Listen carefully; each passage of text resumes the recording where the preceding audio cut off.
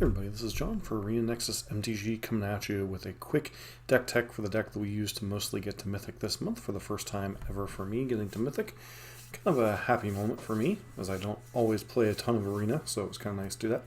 As a friendly reminder, if you do like informative Arena content, particularly of the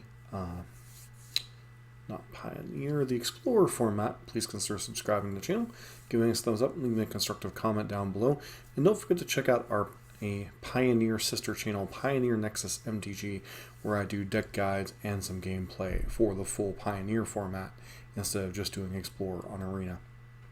So, as far as this deck, this is a deck that should be familiar to anyone who's played any amount of Pioneer and or Explorer of late, and that is Greasefang Combo. The main objective with this deck is to get Greasefang to play, and then get a vehicle into your graveyard, particularly Parhelion II, which whenever it attacks creates 2/2 angels, so often this can smack your opponent for 13 damage on turn 3, and leave behind 2 4/4 angels they have to deal with in addition to the Greasefang itself. In order to enable that, you have quite a bit of cards going on with things like Stitcher's Supplier, Witherbloom Command, and Grisly Salvage putting cards in your graveyard. Other options that are available in the full Pioneer format, you have things like Civic Wayfinder. You also have things like Mulch that are a little bit lesser because they don't really put a body into play, kind of interact with your opponent or pressure your opponent, which can be relevant for backup strategies. But overall, these are kind of the 12 self-millers that I choose. Witherbloom Command is a little bit flexible. It also allows you to answer some best of one answers like Unlicensed Hearse you might see out of some decks. Just as a way to blow up their graveyard hate and allow you to resolve your game plan. Beyond that, you have things like Raffine's Informant with its Conniving ETB and Liliana the Veil to discard your vehicles that might get stuck in your hand. And finally, as far as the Greasefangs itself, you have 4 copies of Greasefang, 4 copies of Can't Stay Away, and you also have 1 copy of Sorin, Vengeful Bloodlord in this particular list. A lot of people have moved on to Sky Sovereign as a 9th vehicle and don't really play Sorin. The reason I like Sorin as a one-of is a lot of matchups, especially mono red, allows you to kind of hit and then recover your life total. There are some situations where, especially with mono red, they can just simply outrace you, even if you're comboing on turn 3, especially if you're on the draw. So it is a nice way to get in a little bit, recoup a little bit of life and potentially not die. And Liliana also doubles as a little bit of a way to slow down your opponent and a way to attack your control opponents, forcing them to give up resources either to kill Liliana or just discarding cards while you're kind of discarding cards for value, or oftentimes you can get hellbent with this deck. Nice part about the Abzan variant, as opposed to things like Esper and Mardu, as you have things like Esika's Chariot as a backup threat, which this on its own can often win a lot of games, and so it is problematic for your opponent. And you can play a little bit of a slower game sometimes if you're just not going able to either find a quick Parhelion plus Greasefang, or, if you have to play a little bit of a slower game because your opponent has some form of disruption. So that said, let's get into some matches in the Mythic realm. One thing I've noticed with Mythic rank is, honestly, there are more non-meta decks in Mythic than there are on the ladder to it, but maybe that's just my limited experience with Mythic. But that said, let's get into some best of 1 matches and see how this deck fares. Alright, here for match number 1. They are on the play. We do have a fairly solid hand, though. Could potentially Thoughtseize the Parhelion in the graveyard. That is something we could consider. A lot of it depends on whatever our opponent is. Okay, Mono Blue is one of our worst matchups overall. So I think, unfortunately, I'm going to have to Thoughtseize them. Hope we can somehow poke a hole in their game plan. Shacklegeist is obviously very annoying because they can tap down our whatchamacallit if they so choose.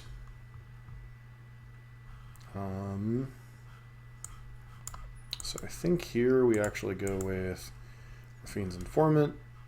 Obviously they have a stop, but this could just simply be Rattle Chains, so that is... Liliana is not the best. Interesting. I don't know that I like this strategy with our opponent, because I am 100% blocking if they go to attacks. I think I'm going to play Liliana instead. Force them to sacrifice one of their creatures.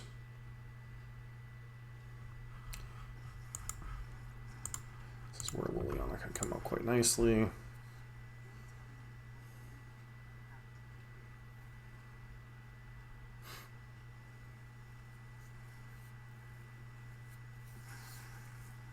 But keeps the Shacklegeist. Probably the correct decision, but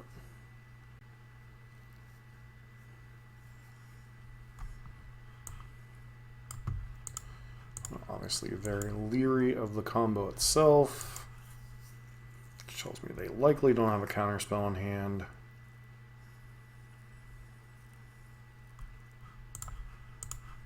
Let's pitch our land here.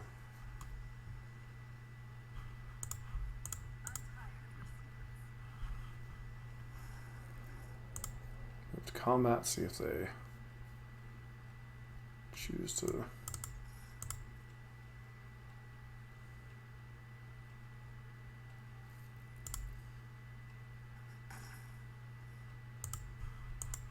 play.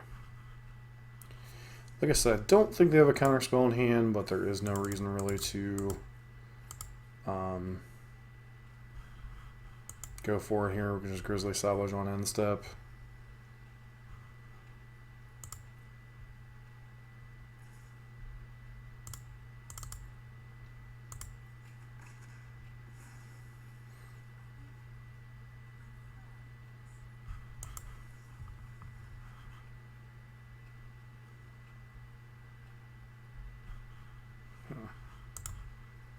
Guess we go with another Raffine's Informant here, put more pressure on their life total.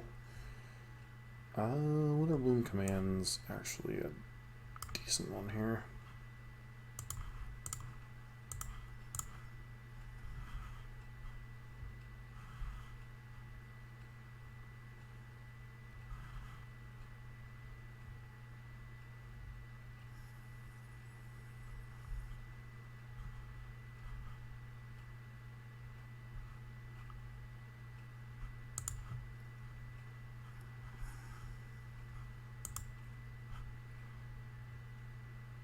Combat, attack with this, they'd have to trade this, which I don't think they're willing to do. Let's see if we can hit something. We'll discard the land if we have to, but I really would prefer to keep the land. Alright, well. Let's get rid of the one card they do know about.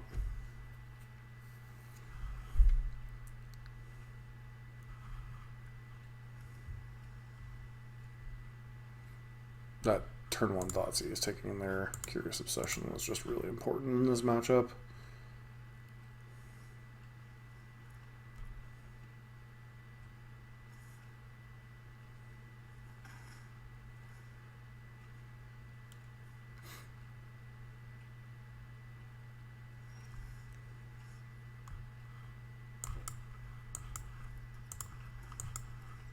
Play around Geistlight Snare if we can.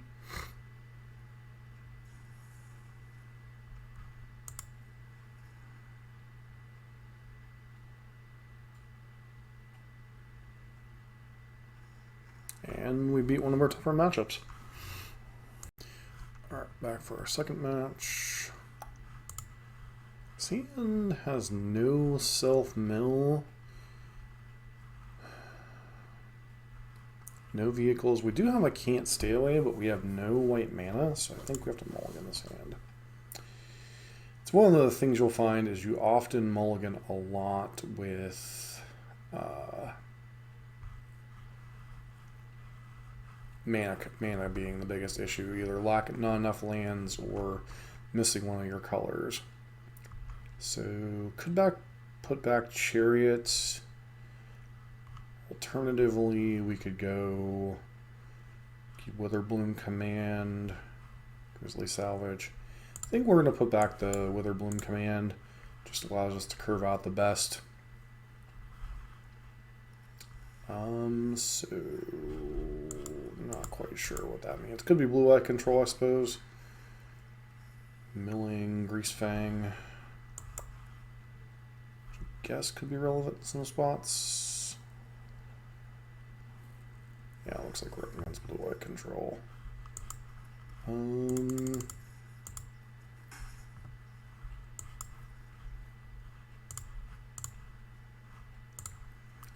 do think we want to leave our thing in play here.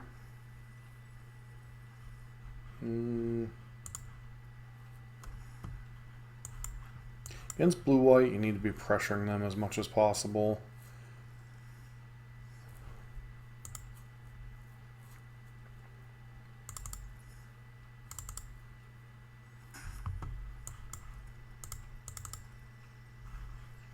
To resolve Grisly Salvage if they have a counter spell here.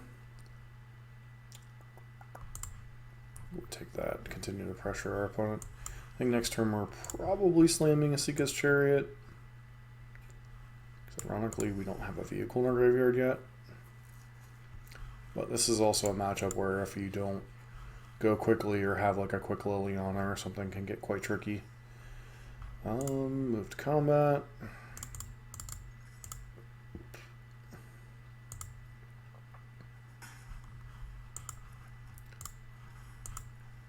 Force our opponent to have a counter spell for this, or at least some way to answer it.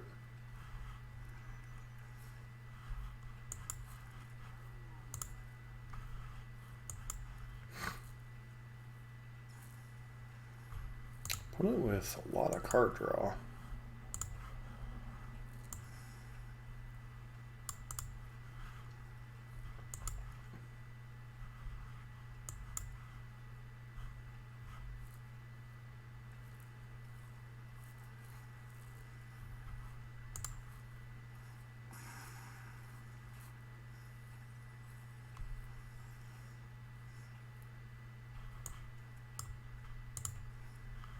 Try Grisly Salvage, although this is, alright, that was about the best case scenario. If they happen to have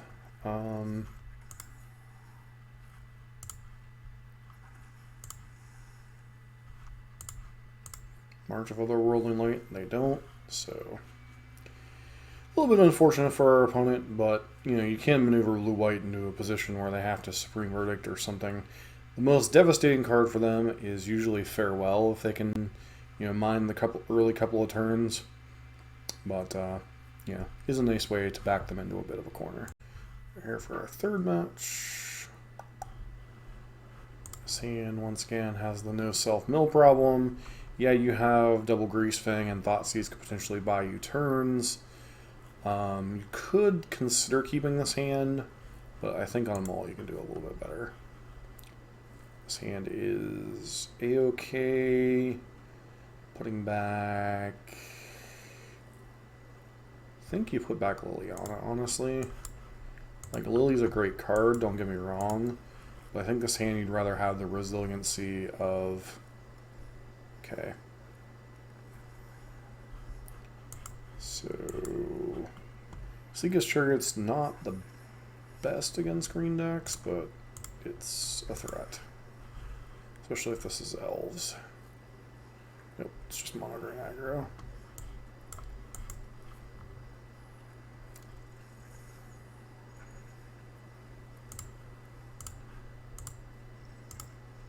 And our opponent scoops. May have been a little bit early for our opponent to scoop there. But, you know, that is a lot of power in play. So, I guess I don't blame them for conceding. Alright, we're up against a numbered gamer now, Dean. This hand, this is kind of the problem I was talking about. Sometimes you'll just have to mulligan because your hand or your land situation. This hand, I think we have to keep it, but once again, mana is a concern. Like a Thoughtseize. I think we lead on Citrus Supplier. This could be a mistake, obviously. If our opponent has like a piece of disruption here and take our Thoughtseize, but looks like they're gonna. Nope. Alright, well. So let's go to combat first. Really need to draw another white source next turn. Okay.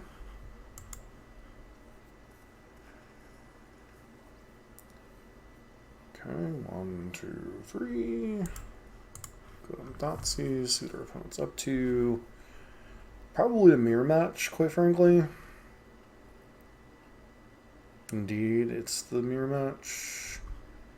So, problem here is, what do we take? Greasefang, I think, just to slow them down the most. Well, it really doesn't want to fatal push any of our things. And really don't like being that reactive with the deck overall.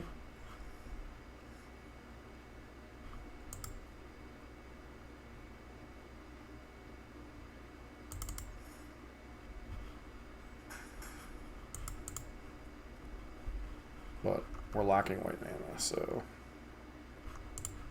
opponent hits a Sky Sovereign. It's a Boseiju in their hand. Nope. Citrus Supplier. Okay. This Fatal Push is actually very bad in the matchup. Or very, I should say, very difficult to trigger without a vehicle going back to your hand or one of your creatures dying, and by that point, Greasefang's already kind of done its damage.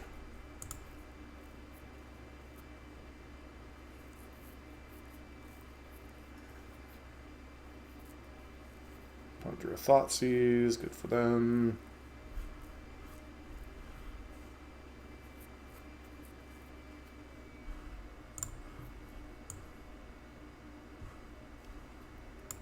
Grisly Salvage and Witherbloom would be both good draws here for us.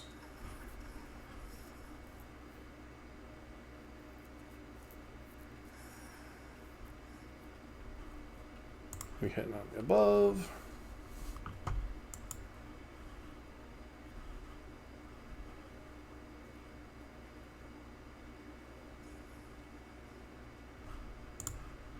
Hit a Greasefang.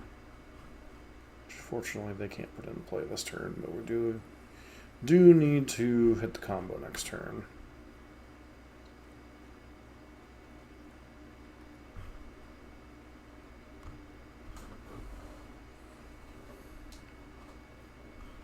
If I were them, I would run out the Stitcher Supplier, because even if they pitched Fatal Push, I don't understand these Deadly Disputes. Like, I vaguely understand why you would run them, but at the same time... Alright, well, that might get us there. Do the thing, do the thing. 1, 2, 3. Grab White Source. Do the thing. And basically, we got there on the last second.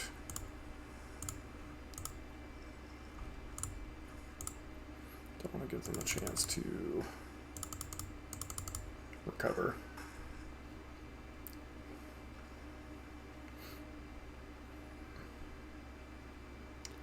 Up to 95% Mythic. Alright, now we're up against. Alright, this hand, pretty solid overall. Couple self-millers, that. So we're definitely keeping this hand. Lead on Concealed Courtyard into Pathway. It's also possible that the land base needs updated to include the Pain lands. Yeah, it's problematic in a matchup like Mono Red specifically, but a lot smoother mana base, a lot less tap lands on like turn 4, which can be relevant with Esika's Chariot. Specifically, casting that is like the one thing we want to cast in a semi-timely manner. It's actually a pretty sweet pet. Okay, so do the thing, attack you, do the thing, all this, do that, bang, bang, boom, get back that. Let's see if our opponent just holds up mana here.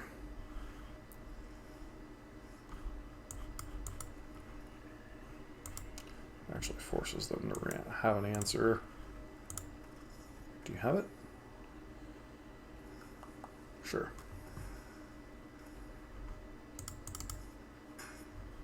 They may think they're okay to tap out now.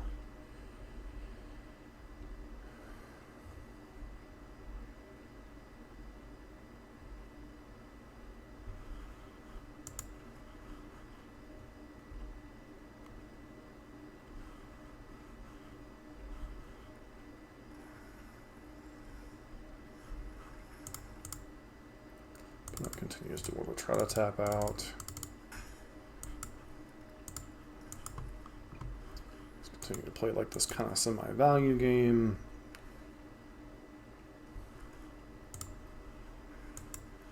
And your opponent just continues to not do anything. So if they happen to have Graveyard Trespasser, they could do something.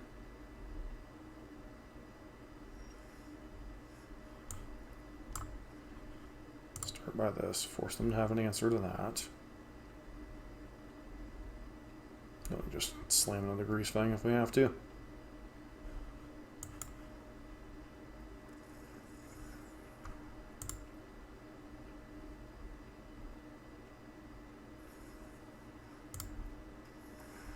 Okay, we get priority back again. We just do the thing, play another this, and nice.